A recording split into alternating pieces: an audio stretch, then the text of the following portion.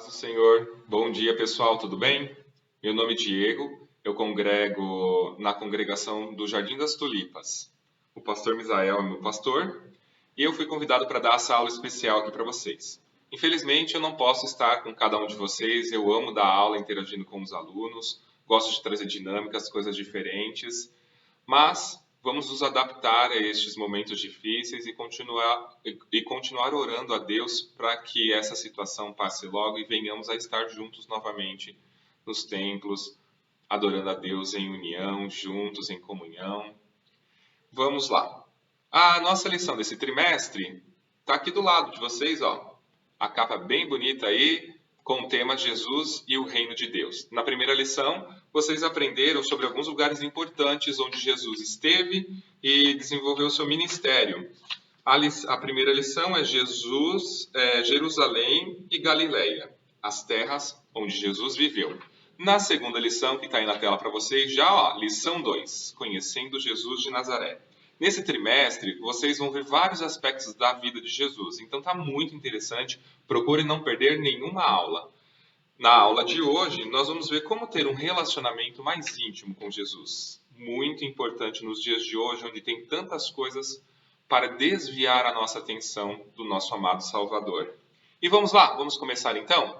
A primeira lição está aí para vocês, ó, bem bonita na tela de vocês, vou colocar aí, ó, a lição do trimestre. Vamos agora para o nosso texto bíblico.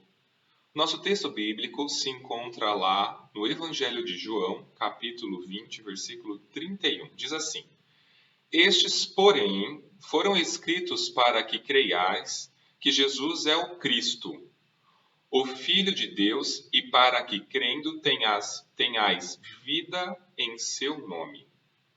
Então, tudo isso foi escrito, os 4 evangelhos foram escritos na Bíblia para transmitir como que foi a vida de Jesus aqui na Terra para nós.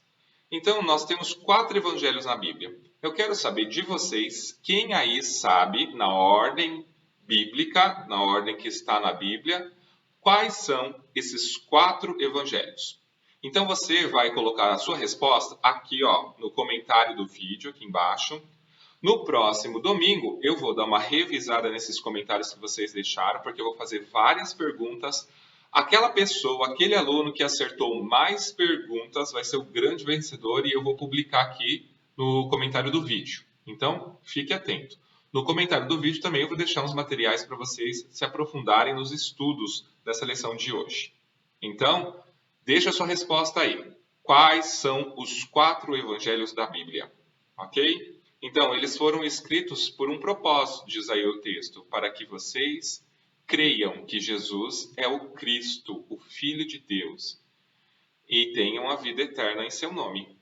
Amém? Vamos para o próximo. A nossa leitura bíblica, pega aí a sua Bíblia, que a gente vai fazer a leitura bíblica. Então, ó, tem aí a sua Bíblia em mãos, como eu tenho a minha aqui, ó. E vamos lá, vamos pegar no livro de Marcos, capítulo 1, versículo 1 ao 8.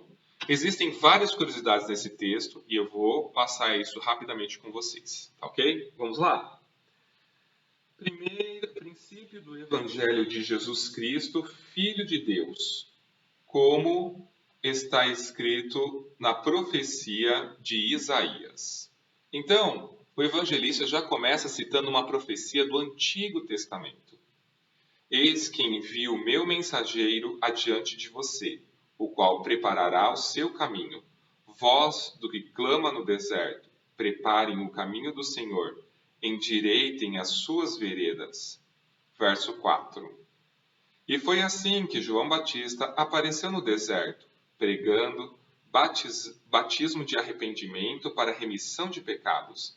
E toda a região da Judéia e todos os moradores de Jerusalém iam até ele, e confessando os seus pecados, eram batizados por ele no Rio Jordão. A roupa de João era feita de pelos de camelo. Ele usava um cinto de couro e se alimentava de gafanhotos e mel silvestre. E João pregava dizendo: Depois de mim vem aquele que é mais poderoso do que eu, do qual não sou digno de, curvando-me, desamarrar as correias das suas sandálias. Eu batizei vocês com água, ele, porém, os batizará com o Espírito Santo. Então é sobre esse texto que está na lição de vocês que nós vamos estudar. Primeiramente, vamos entender algumas coisas desse texto? Então eu preparei algumas dúvidas que provavelmente vocês teriam. Vamos lá. Então, primeira coisa que a gente vê aqui no texto bíblico, algumas curiosidades. Aqui está o texto bíblico todo. Se vocês quiserem depois reverem o vídeo, não tem problema, pode rever e fazer a leitura do texto. Vamos então pesquisar e ir mais fundo nesse texto. Primeiramente, vamos lá, analisar algumas coisinhas aqui. Eu coloquei um traço vermelho. Eis que eu envio o meu anjo ante a tua face, o qual preparará o teu caminho diante de ti. Se você ver um pouquinho mais acima, está escrito assim, princípio do Evangelho de Jesus Cristo, Filho de Deus. Como está escrito no profeta Isaías. Na verdade, essa primeira parte que está em vermelho está no profeta Malaquias, capítulo 13, verso 1. A segunda parte, vós o que clama no deserto, preparai o caminho do Senhor, endireitai as suas veredas. Aí sim, essa parte da profecia está lá no livro de Isaías, no capítulo 40 e verso 3. Essa é uma curiosidade do texto bíblico. Vamos para a próxima curiosidade? Ele fala que ele pregava em toda a região da Judéia e todos os moradores de Jerusalém iam até ele, diz o texto bíblico. Judéia, o que é isso? Só para vocês entenderem um pouco. Antigamente, Israel era dividida em províncias. Então tem a província da Judéia, que está mais abaixo aí para vocês, num rosa fraquinho. Depois tem a província de Samaria, Galiléia, Decápolis e Pérea. As três principais eram Judéia, Samaria e Galiléia. Jesus, como vocês viram na aula passada, ele desenvolveu grande parte do seu ministério na Galiléia e algumas partes também em Jerusalém, que fica na Judéia. Se você ver o mapa, você vai entender. Então, qual era a província que ele sempre tinha que passar e que os judeus, naquela época, evitavam de passar por essa província? E aí, vendo o mapa, vocês conseguem responder isso para mim? Deixe a sua resposta aqui no comentário. A segunda pergunta que eu já fiz hoje. Qual era a província que Jesus sempre tinha que passar da Galiléia para ir até Jerusalém? Qual era a província que ele tinha que passar, que naquela época os judeus não gostavam de passar por aquela região e até desviavam o caminho passando pela Pérea? Deixe a sua resposta aqui embaixo, que eu vou conferir depois, ok? Então você, olhando o mapa, você já sabe então o que significa Judéia, Samaria, Galiléia, eram províncias dentro de Israel, tá ok? Assim fica mais fácil de entender aonde Jesus estava, para onde Jesus ia e deixa o texto mais compreensível, tá ok? Outra parte também fala que ele batizava no Rio Jordão. Mas Rio Jordão, o que é isso? Vamos dar uma olhada no Rio Jordão aqui no mapa? O Rio Jordão é um rio muito extenso, ele existe até hoje, certo? Então ele é um rio muito extenso, ele começa lá de cima, lá, Rio Banias. Tá vendo aí no mapa? Lá no Líbano já começava. Então ele percorria toda essa região, ele deságua ainda, né? No Mar da Galileia, que é um grande lago de água doce, aonde Jesus andou sobre as águas. Depois ele continua cortando toda a área de Israel e descendo, desembocando lá no Mar Morto. Tá vendo aí no mapa? Muito fácil de você entender com o mapa aonde era o Rio Jordão, ok? Agora nós temos outra parte lá que ele fala de João Batista. E João andava vestido de pelos de camelo e com um cinto de couro ao redor de seus lombos. Mas o que é lombo? Sempre ouvi isso na igreja, né? Cingir os vossos lombos. O que é lombo? Lombo é a parte da cintura, na verdade, a parte das costas. Então, olha, era bem para cima, na região da cintura, e pegava a costa da pessoa. Então, lombo é justamente onde o desenho aí, ó, tá mostrando para você. E eu deixei para vocês aqui também, vou aproximar, como que era a pele do camelo, ó. Muito peludo. Mas a pergunta é, se João Batista vivia no deserto, e deserto é um lugar quente, por que ele usava pelo de camelo?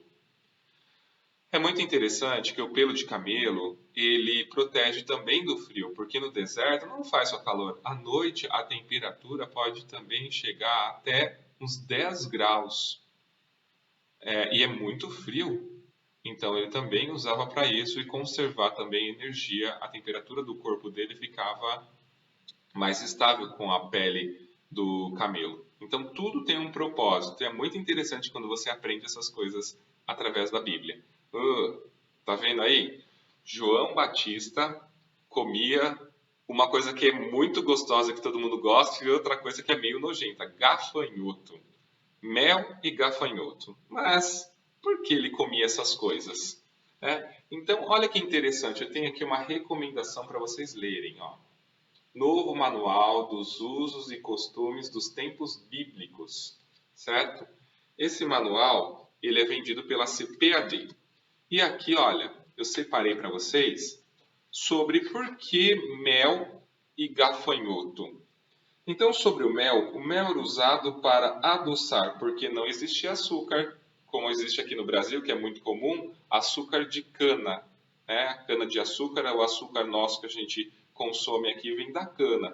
Alguns outros países, como os Estados Unidos, vem do milho ou da beterraba. Olha que coisa! Lá em Israel, naquela época, não havia açúcar como existe hoje, então eles usavam o mel para adoçar, certo? E o mel é fonte de vitamina também. Então, são dois alimentos muito ricos. Inclusive o gafanhoto que vocês estão vendo aí. O gafanhoto, ele até tem uma observação nesse livro aqui, ó. Era perfeitamente lícito sob as leis da alimentação comer gafanhotos. É bem mais provável que esses gafanhotos sejam marrons, um tipo muito comum lá no deserto. Então, eles são muito nutritivos para quem tem uma dieta bem restritiva, como era o caso de João Batista. Então, acho que misturando os dois deveria ficar uma coisa boa, né?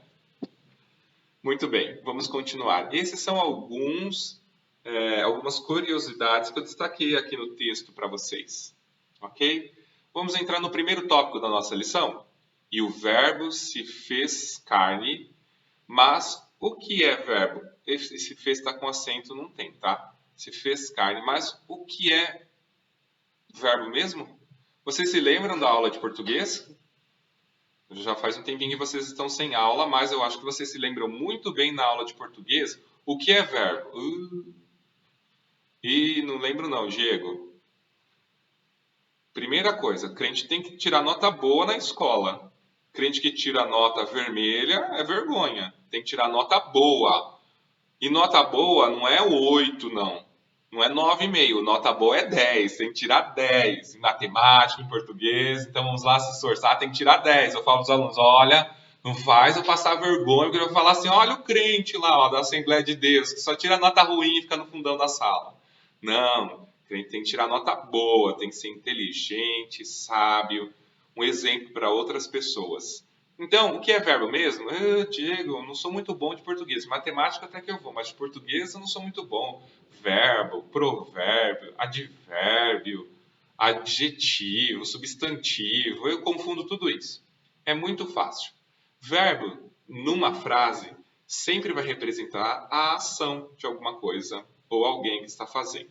Tá ok? Vamos dar uma olhadinha e eu vou fazer umas perguntas para vocês. Eu quero que vocês respondam aí nos comentários. Só para vocês se lembrarem o que é verbo, porque é muito importante para a gente entender. E o verbo se fez carne. E o que isso quer dizer? O que João quis dizer quando escreveu isso? Então vamos lá? Eu deixei aqui para vocês 2 frases. Qual é o verbo da frase? Primeira frase. Eu sou o caminho, a verdade e a vida. Coloque no comentário aí, ó. Deixa no comentário bonitinho aí. Qual é o verbo dessa frase? Dessa primeira frase. Responda aí nos comentários. Agora, vamos para a segunda frase. Confia no Senhor de todo o teu coração. Qual é o verbo da frase? Deixa aí nos comentários, tá ok? Depois eu vou dar uma olhadinha para ver se você acertou. O verbo significa ação. Por exemplo, creia no Senhor Jesus Cristo. O verbo da frase é creia, é ação, de você crer, de você acreditar, certo? Então é justamente esse o sentido. O verbo é a ação, aquilo que faz alguma coisa, ok? Então Jesus é o verbo. Quando ele fala isso, Jesus é aquilo, o Jesus é o que dá movimento, ação, que criou todas as coisas. Ele é a ação, aquele que tem a vontade de fazer algo, certo? Então quando ele fala que Jesus é o verbo e o verbo se fez carne, lá em João 1, vamos dar uma olhadinha? Lá no Evangelho de João, capítulo 1, vamos ler João, capítulo 1, verso 1. No princípio era o verbo, e o verbo estava com Deus, e o verbo era Deus. Ele estava no princípio com Deus. Todas as coisas foram feitas por ele, e sem ele nada do que foi feito se fez. Esse é um versículo muito importante para você entender. A vida estava nele, e a vida era a luz dos homens. Muito bem. O verso 3. Todas as coisas foram feitas por ele, e sem ele nada do que foi feito se fez. Nós vemos aqui doutrinas muito importantes que vocês têm que entender. Primeiro, a Santíssima Trindade. Mas o que é isso, Santíssima Trindade? Talvez alguns já ouviram várias vezes falar disso, mas não sabem explicar direito. E outros talvez seja novidade. Então, eu peguei aqui a nossa declaração de fé e eu vou ler sobre a Trindade. O capítulo 3 da nossa declaração de fé fala sobre a Trindade. Cremos, confessamos e ensinamos o monoteísmo bíblico. O que é monoteísmo? É a fé, a crença em um único Deus. Que Deus é uno em essência, substância e natureza. E que subsiste eternamente em 3 pessoas, o Pai, o Filho e o Espírito Santo, iguais em poder, glória e majestade, e distintos em função, manifestação e aspecto. Ou seja, o nosso Deus, ele é 3 em 1, na verdade é a unidade na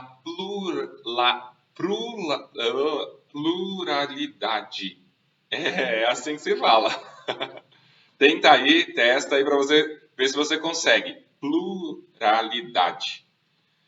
E também fala aqui na nossa declaração de fé, ó, a unidade de Deus não contradiz a doutrina da Trindade, porque Deus não é uma unidade absoluta, e sim uma unidade composta e dinâmica. Seu relacionamento com o Pai e com o Filho e o Espírito Santo é desde a eternidade. Então, aqui nós temos um único Deus, uma única substância, que subsiste em 3 pessoas distintas: o Pai, o Filho e o Espírito Santo. Um único Deus, mas em 3 pessoas, certo? Diego, isso daí parece meio confuso para mim. Bem-vindo ao grupo. É para mim também e para todos, porque Deus não dá para ser compreendido completamente com a mente humana. O mistério da Santíssima Trindade vai muito além do nosso poder de raciocínio, do nosso poder de compreensão. O que você tem que saber é que Deus é bom e é superior ao seu entendimento, à sua mente. Nós não podemos medir o Senhor. Ele está muito além de tudo aquilo que pensamos ou imaginamos. Deus é Deus. Foi por isso que quando ele enviou Moisés, ele disse: Eu sou o que sou. A própria definição de Deus. Porque nós não entendemos ainda tudo sobre Deus. É por isso que Deus é Deus, nós confiamos nele. E outra coisa, Jesus é Deus. Jesus é Deus? Também na nossa declaração de fé, tem a resposta. Jesus é Deus no capítulo de número 4. Capítulo de número 4 da nossa declaração de fé. Isso, deixa eu só confirmar o capítulo aqui. Capítulo de número 4. Muito bem. Capítulo de número 4 diz sobre a identidade do Senhor Jesus Cristo. Eu separei aqui uma parte para falar sobre a deidade, ou seja, a divindade de Jesus. A Bíblia afirma com frequência que Jesus é Deus. No princípio era o Verbo, e o Verbo estava com Deus, e o Verbo era Deus, como a gente acabou de ler em João 1:1. Porque nele habita corporalmente toda a plenitude da divindade. É a referência que está aí para vocês aqui, ó. Jesus é Deus, está lá em Colossenses 2:9. Então habita no Senhor corporalmente toda a plenitude da divindade. Então Jesus é Deus e a Bíblia deixa isso muito claro. A nossa declaração de fé tem um material mais rico e pode te esclarecer mais algumas dúvidas sobre a deidade, sobre a divindade de Jesus. Ok? Mas por que Jesus é o Verbo? Então lá em João 1 fala assim que por ele foram feitas todas as coisas. E sem ele, nada do que foi feito se fez. Então, através de Jesus, foi feita todas as coisas. Isso é muito importante para que a gente entenda que ele estava lá em Gênesis 1:1, também ele estava lá no princípio, criando todas as coisas juntamente com o Pai e o Espírito Santo. Bem? Então, justamente fala sobre a deidade de Jesus. E aqui, e habitou entre nós. Uma coisa interessante que eu quero falar antes de entrar no segundo tópico, que está aqui na lição de vocês, mas por que o Verbo se fez carne? Por que Jesus se fez carne? Olha que interessante que está lá, vamos pegar na sua Bíblia, Filipenses. Carta de Paulo aos Filipenses, fica um pouquinho mais lá no final da sua Bíblia.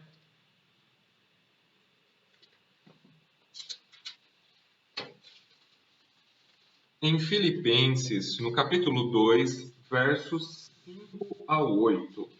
Filipenses 2, do 5 ao 8. Vamos ler? Diz assim: Tenham entre vocês o mesmo modo de pensar de Jesus Cristo, de Cristo Jesus, que mesmo existindo na forma de Deus, não considerou o ser igual a Deus, algo que deveria ser retido a qualquer custo. Pelo contrário, ele se esvaziou, assumindo a forma de servo, tornando-se semelhante aos seres humanos e reconhecido em figura humana. Então, aqui, Jesus ele se esvaziou, tomando forma de servo, forma humana. Ele desceu a essa terra porque ele preferiu passar a eternidade com cada um de nós do que sem nós. Ele teria todas as opções. Ele é Deus mesmo sem nós, mas ele escolheu nos amar a ponto de descer, morrer em nosso lugar na cruz do Calvário e ao terceiro dia ressuscitar. E ele também prometeu que voltará para buscar cada um de nós. Essa é uma esperança que supera qualquer tipo de crise que nós estejamos vivendo no mundo. É uma esperança que está além das circunstâncias. É uma fé inabalável que Jesus voltará para buscar a cada um de nós. E eu quero estar lá com você nos céus, glorificando a Deus. E como foi feito isso? Olha que interessante essa imagem que eu coloquei aqui no lado para vocês. Vamos dar uma olhada nela? Essa imagem fala do momento em que Jesus morreu na cruz. O véu do templo foi rasgado de cima a baixo. Dois detalhes importantes aí. O véu do templo, qual era a função dele naquela época? O véu do templo, ele separava o adorador de Deus. Então, na verdade, na parte que era uma parte bem exclusiva do templo, que era o lugar santíssimo ou o santo dos santos, só o sumo sacerdote, não era o sacerdote, era o sumo sacerdote, ele entrava uma única vez durante o ano para ofertar a Deus em favor do povo e dele mesmo. Então era um lugar muito restrito. Lá no lugar, no Santo dos Santos, havia um objeto muito simbólico para Israel. Era a Arca da Aliança, que representava a presença de Deus no meio do povo de Israel.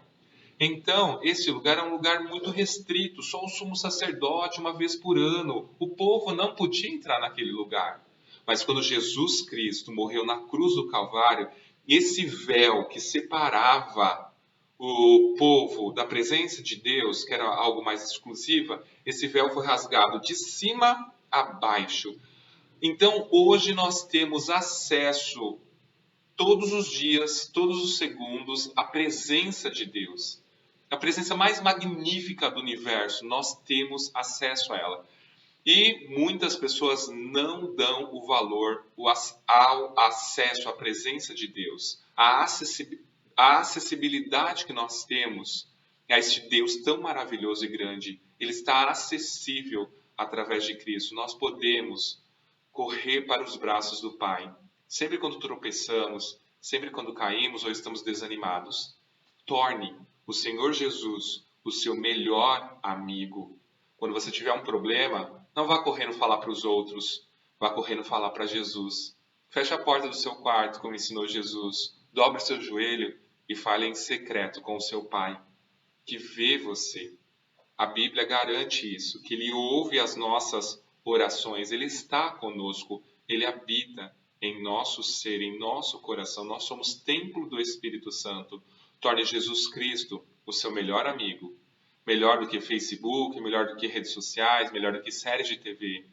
Passe mais tempo com o Senhor. Feche a porta do seu quarto. Adore a Deus com aquele louvor que você tanto gosta. Leia a Bíblia sequencialmente. Faça um propósito. Jejue. Busque o Senhor. Não deixe que esse mundo, essa geração, torne você um crente preguiçoso, um crente relaxado. Não. Você é uma pessoa cheia do Espírito Santo que Deus quer usar para fazer a diferença na sua geração, para fazer a diferença lá nos seus colegas da escola, para fazer a diferença lá no seu curso, lá no seu trabalho. Que você seja uma bênção, seja uma pessoa que seja íntima de Deus e as pessoas vejam isso em você, porque Ele habitou entre nós. E uma coisa interessante aqui, olha de novo essa imagem. O véu rasgou-se de cima a baixo. Não foi de baixo para cima. Por que de cima a baixo? Primeiro, porque para ninguém falar que alguém rasgou, porque não dá para ninguém subir tão alto, era muito alto a parte do templo. Então ele rasgou de cima a baixo. E outra coisa simbólica, nesse plano de reconciliação entre o ser humano e Deus, quem tomou a iniciativa? De cima a baixo. Foi Deus que tomou a iniciativa de enviar Jesus Cristo, de morrer em nosso lugar para perdoar os nossos pecados. Aí entra uma coisa que eu gosto muito: graça e fé. A graça é a mão estendida de Deus. A fé é a sua mão pegando na mão de Deus. Então a fé é uma responsabilidade sua, a graça de Deus. Qual veio primeiro? A graça ou a fé? A graça veio primeiro porque Jesus, ele morreu antes da fundação do mundo. Ou seja, na sua presciência, Deus sabia que antes de te criar, ele teria que enviar o seu filho para morrer no seu lugar. Então a graça precede a fé. Na verdade, a fé é uma responsabilidade humana. Mas, sem Deus, não existiria a fé, porque Deus é o objeto, é a finalidade da nossa fé. Então, vamos ler, olha o que diz lá em Hebreus, no livro aos Hebreus, capítulo 12 e versículo 2, que o Senhor é o autor e consumador da fé. Então, ele é o autor e consumador da fé. Ele gerou o plano, mas a responsabilidade é sua de usar a fé. Ah, Diego, não estou entendendo nada. Um exemplo simples para você. Deus te deu olhos, mas é da sua escolha abrir os seus olhos e ver ou mantê-los fechados. É a mesma coisa a fé. Deus ele te proporcionou tudo, mas você quer ter fé em Jesus ou não?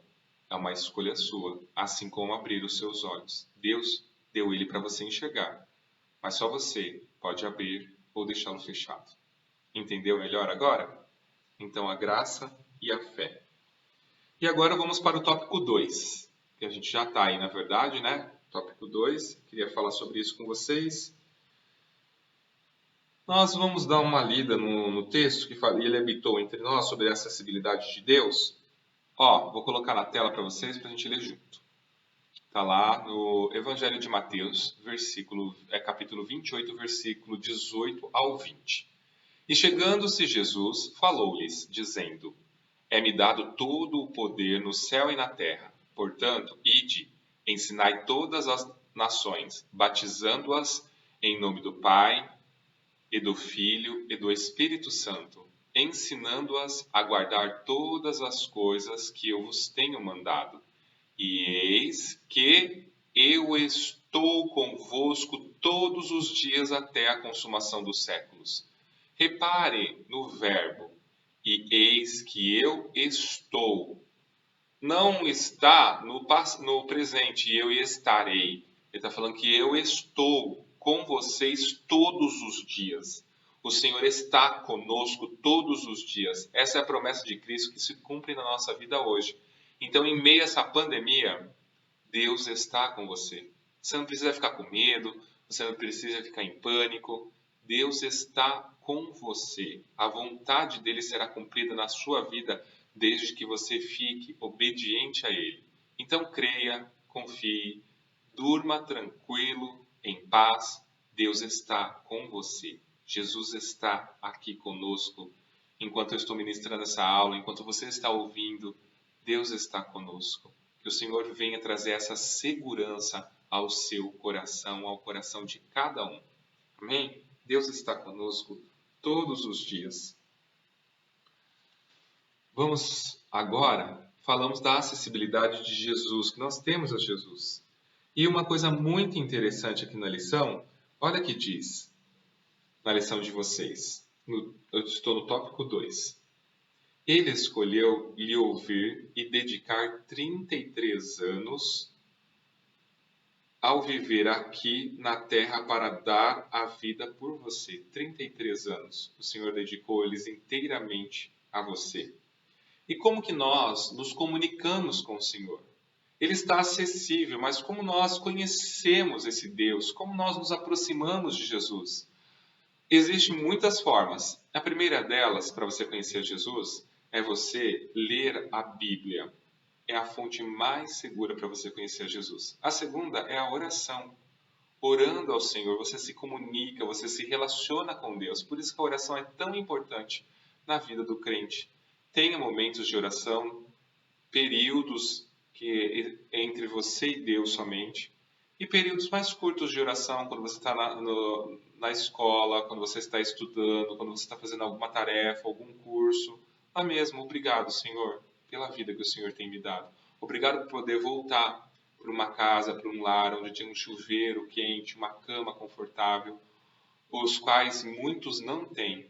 Essas pequenas orações te fazem íntimo de Deus. Não só aqueles momentos onde você fique horas e horas em oração, mas esses pequenos momentos, essas pequenas orações também são muito importantes no nosso relacionamento com Deus. E Jesus sabia disso. Tanto que coloca assim, ó, ele nos ouve atentamente e através das nossas orações nos sentimos abraçados pelo amor de Cristo. Jesus nasceu em Belém. Logo no início da sua infância, precisou fugir com a família para o Egito e voltou a Nazaré, onde ajudou seu pai, José, no seu trabalho, e a cada dia, em orações, buscava com intensidade ouvir a voz do Pai Celestial. E assim foi até o dia do seu batismo, quando João Batista declarou que era chegado o tempo tão esperado. Vamos dar uma olhadinha aqui, eu trouxe uma curiosidade para vocês nesse mapa.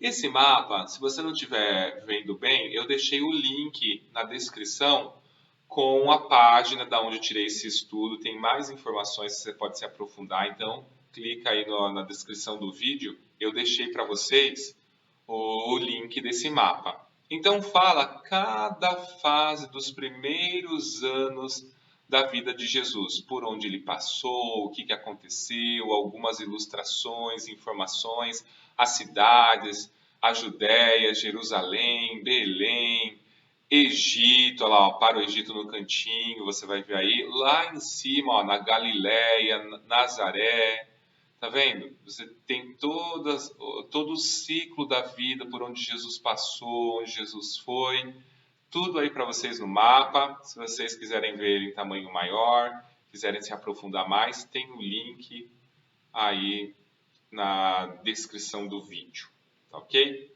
Então eu trouxe essa informação a mais para vocês, para enriquecer cada um de vocês. Vamos prosseguir aqui. Como cada evangelho apresenta Jesus. No tópico 3 de vocês, Jesus, o Filho de Deus.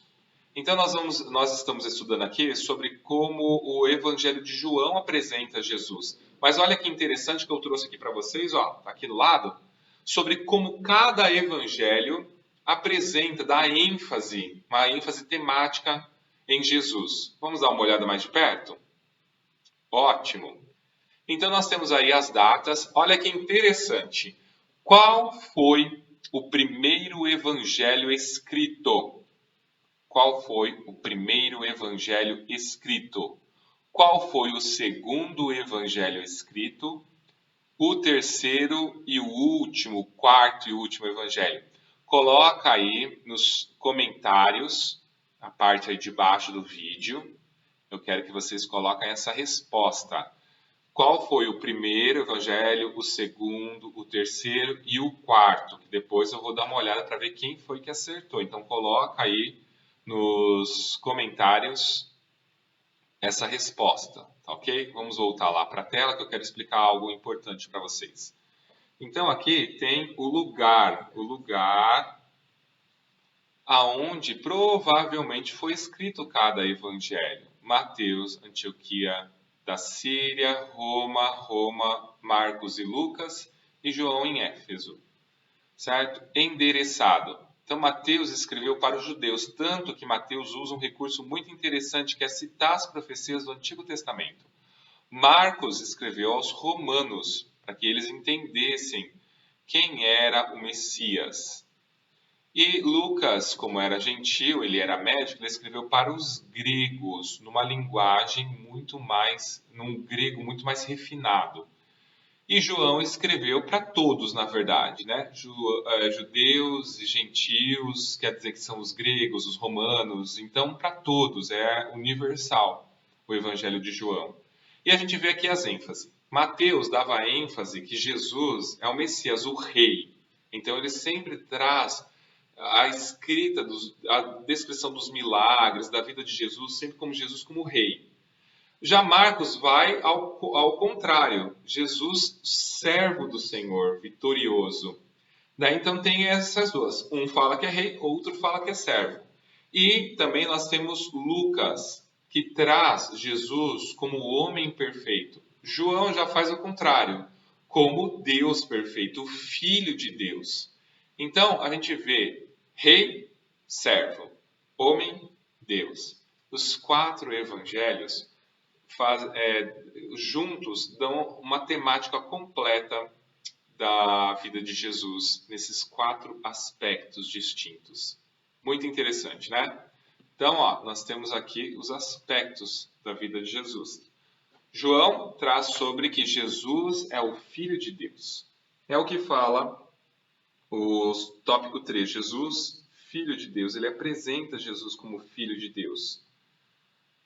Então ele fala assim, no Evangelho de João, Jesus nos faz declarações maravilhosas acerca de quem ele é. Vamos dar uma olhadinha? Coloquei aqui para vocês, vamos ampliar. Vou ampliar aqui para vocês. Vou ficar aqui atrás falando. Então, ele fala no livro de João, ele fala, eu sou o pão da vida, a luz do mundo, a porta das ovelhas, o bom pastor, a ressurreição e a vida, o caminho, a verdade e a vida, a videira verdadeira. Então, em cada ponto desse que a gente colocou todas as referências aí, o autor da lição colocou as referências para você, tem um significado muito profundo. O pão da vida, a luz do mundo, a porta das ovelhas, o bom pastor. Cada um deles tem um significado muito profundo. E quando nós lembramos, paramos para estudar quem é Jesus, e nós vemos o quanto o Senhor nos rodeia de todos os lados e é tão maravilhoso a sua presença e o seu cuidado conosco. E você pode ser amigo pessoal desse Deus. Isso é o mais incrível no nosso relacionamento com Deus. Essa intimidade, essa acessibilidade que nós temos ao Senhor através de Jesus. Vamos avançar aqui, que a gente já está acabando, já estamos indo para o final da aula. Uma parte muito interessante. Afinal de contas, olha o menininho aí perguntando. Afinal de contas, por que Jesus teve que morrer em nosso lugar? Se Deus é todo-poderoso, por que Ele simplesmente não perdoou os nossos pecados? Pronto, acabou e vamos embora. Por que Jesus teve que vir e morrer, ser maltratado, ser crucificado, ser tratado como um criminoso, ser humilhado? Por quê? Se Deus ele poderia, com uma única palavra, seus pecados estão perdoados, pronto. É uma pergunta muito interessante. E eu gostaria que vocês lessem, pegassem comigo, na carta aos Hebreus, no capítulo 9, verso 22. A carta aos Hebreus, capítulo 9, verso 22. Pega a sua Bíblia aí. Hebreus 9, 22 diz assim: de fato, segundo a lei, quase todas as coisas são purificadas com sangue. Sem derramamento de sangue, não há remissão, não há perdão de pecados. Então, antigamente, os judeus adoravam a Deus e pediam perdão pelos seus pecados, trazendo um bezerro, um carneiro, os mais pobres, umas pombas, um casal de pombas, e era derramado esse sangue no altar, nas 4 pontas do altar. Então era sacrificado, era degolado aquele cordeiro para que a morte dele fosse o mais rápido possível e sem sofrimento, porque Deus também ama os animais, ele tomou esse cuidado para que não haja o sufocamento. Para os judeus era proibido comer carne sufocada, ou seja, para o animal morrer, ele teve que sofrer. Então isso é pecado, era proibido para os judeus. Então, na lei de Moisés, você vai ver, principalmente em Levítico, é detalhado como era feito o sacrifício. O animal era degolado, o seu sangue era retirado e era colocado nas 4 pontas do altar. E isso remete à cruz de Cristo, que Jesus ele molhou as 4 pontas da cruz com seu sangue. A parte superior com a coroa de espinhos, as 2 partes, a direita e a esquerda, com a sua mão que foi perfurada por cravos, e os seus pés, a parte inferior. Então, também remetia ao sacrifício do Antigo Testamento. Quando nós também vemos aquela passagem em Gênesis, onde Deus pede para Abraão sacrificar seu único filho Isaque, o filho da promessa que ele teve com Sara, Abraão cria que Deus iria ressuscitar o seu filho. Então, quando ele estava com o cutelo na mão para sacrificar o seu filho naquele altar que ele preparou e colocou a lenha, Deus falou assim: não fira o menino. E apareceu atrás dele um cordeiro. E Abraão deu um nome àquele lugar, que é um nome de Deus. Javé Jiré, ou seja, Deus proverá. Porque Deus proveu o cordeiro para que o seu filho não fosse sacrificado. Do mesmo jeito, o Senhor proveu Jesus para que nós venhamos a ter a vida eterna. Então é muito interessante essa imagem que o Antigo Testamento traz sobre Jesus e como ele fez tudo por nós. E nessa última parte é justamente por isso. Por isso, Jesus teve que vir para derramar o seu sangue, porque sem derramamento de sangue não há remissão de pecados, não há perdão de pecados. Ele tomou o nosso lugar.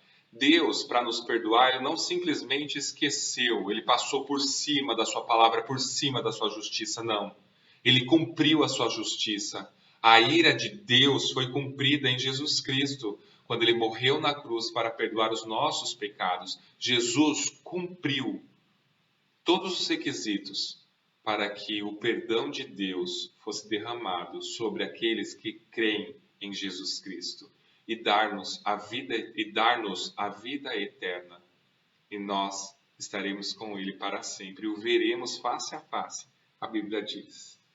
São promessas extraordinárias. Vamos avançar aqui para a gente concluir a nossa aula. Somos filhos de Deus. É uma declaração maravilhosa.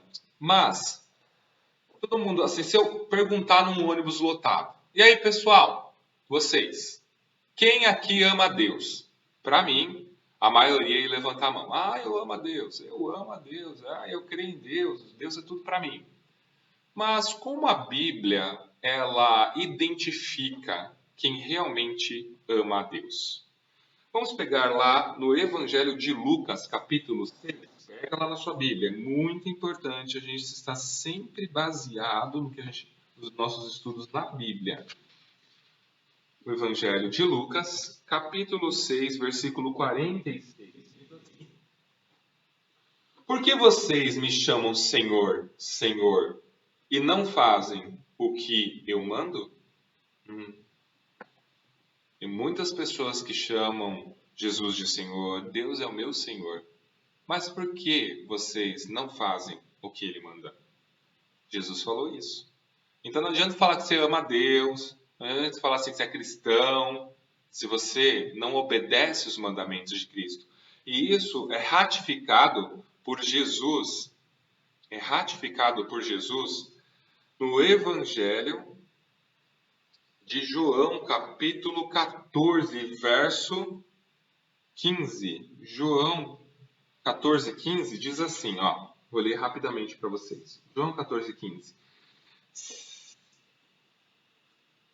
João 14 e 15. 14 e 15. Se vocês me amam, guardarão os meus mandamentos. Então, amar a Deus tem que guardar os mandamentos dele. Se você não cumpre os mandamentos do Senhor, a Bíblia ensina que mentir é pecado e você vive mentindo. A Bíblia diz que fornicação é pecado e você, ou alguém que você conhece, que fala que serve a Deus, comete fornicação e está lá adorando a Deus, essa pessoa não ama. Não ama a Deus. Não adianta. Para Deus, você não pode mentir para Deus, que Deus conhece todas as coisas. Então, a pessoa que ama a Deus, ela se preocupa em fazer a vontade de Deus, em obedecer a palavra de Deus. Essa é a pessoa que ama a Deus. E nós somos filhos dele, porque nós o amamos, não, mas porque ele nos amou primeiro. E vamos ver como que nós podemos ter certeza que somos filhos de Deus. Olha esse versículo que está lá em Romanos, capítulo 8, versículo 15 ao 17. Porque vocês não receberam o espírito de escravidão para viverem outra vez atemorizados, mas receberam o espírito de adoção, por meio do qual clamamos: Abba, Pai. O próprio Espírito confirma ao nosso espírito que somos filhos de Deus. E, se somos filhos, somos também herdeiros, herdeiros de Deus e co-herdeiros com Cristo, se com ele sofremos, para que também com ele sejamos glorificados. Aleluia. Então, essa parte que fala justamente sobre isso, sobre sermos um com Deus, somos filhos de Deus. Olha que interessante que diz, se somos filhos, somos também herdeiros. Uma das características do filho é ser herdeiro de tudo que o seu pai tem. Lá em Apocalipse, o próprio Senhor Jesus disse: aquele que permanecer fiel até o fim se assentará comigo no meu trono. Olha que honra! Nós veremos o Senhor face a face. Nós estaremos com Ele todos os dias da nossa vida, servindo ao Senhor com alegria, vivendo em harmonia com Ele e todos os dias sermos um em Cristo Jesus. Então eu quero deixar uma mensagem para você. Jesus quer ser o seu melhor amigo. Prossiga em conhecer ao Senhor.